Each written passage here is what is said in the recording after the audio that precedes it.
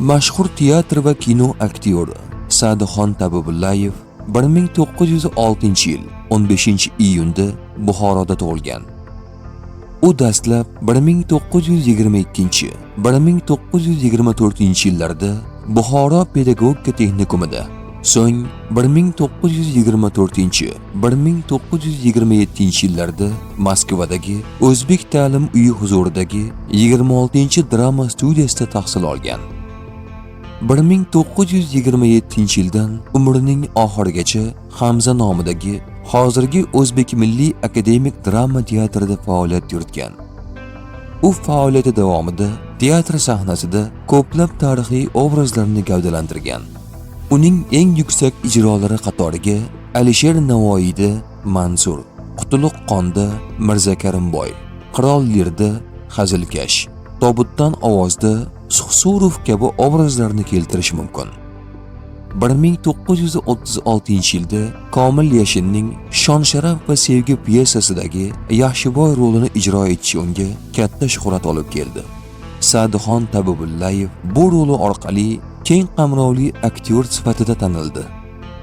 Uning har bir sahnadagi chiqishi tomoshabinlarning gulduros qarsaklari bilan kutib olinardi. Iste'dodi bo'yicha Ushkur Burxonov, Olim Xo'jayev, Obid Jalilov, Nabi Rahimov, Hikmat Latifov, Asad Ismatov, Abbos Bakirov kabi O'zbek teatrining yorqin san'atkorlari qatorida turadi. Sa'dixon Tabibullayev kino sohasida ham faol ishlagan. Uning birinchi roli 1945-yilda suratga olingan Tohir va Zuhra filmidagi Xorazmshoh obrazi bo'lgan.